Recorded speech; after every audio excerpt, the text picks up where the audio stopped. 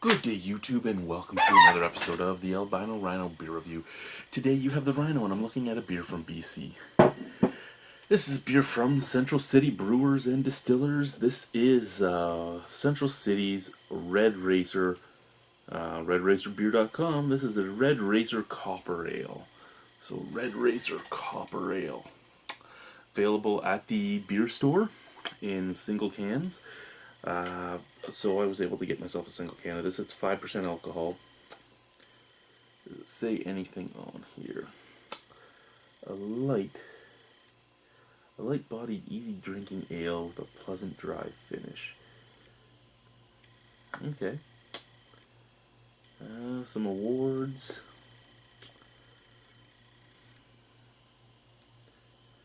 Anything else on here worth noting? Doesn't look like it.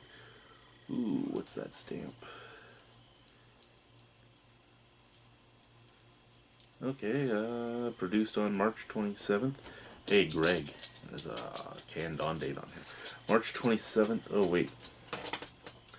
That must be the, oh no, that is a 5. Okay, it just smudged into almost an 8. Okay, so March 27th, 2015 is when this was canned. Today is July 16th, so what, April, May, June, July, 4 months old. It's a copper ale, it'll be fine. Fuck, it's canned, it'll be fine for a few years.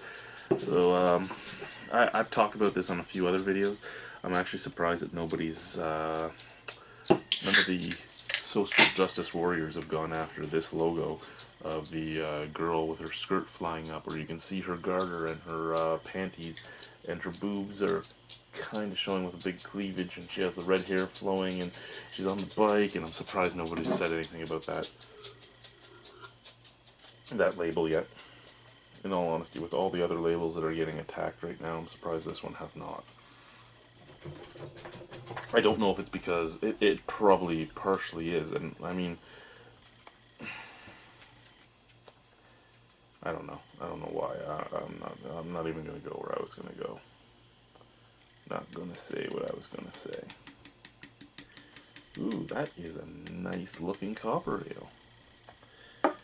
Wow. A nice amber beer. Down here at the bottom where the light is just coming in, it actually does have that copper pipe look.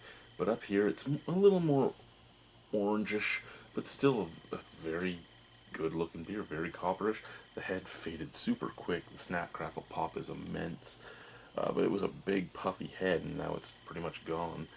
It looks good. I mean, thinking about it, this is just a dimpled mug that I got from the Brewbox Company's latest mailing, and it looks good in that cup. Let's smell this beer. Okay, out of the can, and we'll go to the cup after the can. But out of the can, like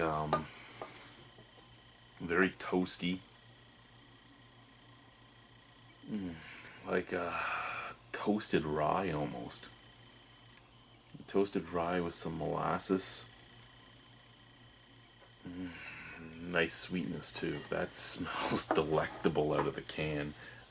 Let's go to my mug.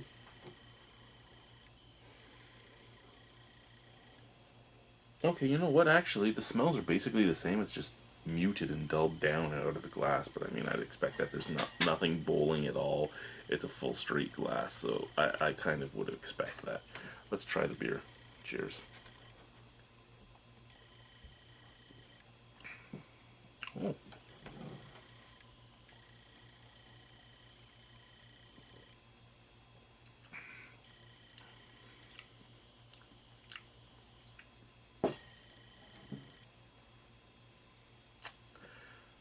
Just like the last beer I had tonight, I intend to do 2 beers tonight. So the last one was the same as this one, where it's just super drinkable. There's nothing special about it, but it's super drinkable. This is a craft beer you could give to anybody. You might like Bud Light, but you could drink this. It's a little heavier for you and all that, but I mean, you could drink it. You might like Canadian. You could drink this. You like Labatt 50 or something, or you like Labatt 50 or another ale export or any other macro ale. You could drink this, and I mean, you're. The good part about craft beers like this is for people that will only drink craft, because there are people that will only drink craft, they can share it with somebody that only likes macro. Myself, mattering the price discrepancy for a pint, I might actually just go with a macro than this, but this is a good, solid drinking beer. There's nothing wrong with this beer at all. There's no off flavors. There's nothing offensive. It's just toasty and sweet. That's it. A lot of copper ales I've had in the past have like hints of peach, hints of apricot, stuff like that. Really nothing. Toastiness, a nice toasted grain taste, a slightly sweet malt taste, and that's about it. The background bitterness seems to be the toastiness just sticking around. That's a really nice beer. I'm actually really impressed with this as just a beer. This is a great beer to have a keg of at a party. And I mean that's about it. You guys know me. I am a big. I love my complex craft beers, and I like my macro beers too if they're a good macro. I don't discriminate that way. I discriminate against some of the business practices, but that's about it. If it's a good beer, it's a good beer. And I mean, this is a good beer, just a standard beer. I mean, if I was just going to talk about drinkability, this is probably a 10 out of 10 on drinkability, but since I'm rating it as a beer in my portfolio of beers that I've had thus far,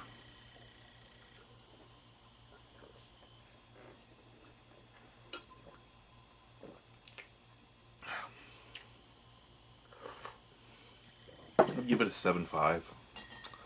There's excuse me, nothing special about it to make it stand out as an amazing beer, but it's just so drinkable that I can't give it under that, because yeah, I could see myself buying another can of this. I can't say I wouldn't, because this is a purty beer. Thank you guys for watching. Have a wonderful evening. Bye bye. See you soon.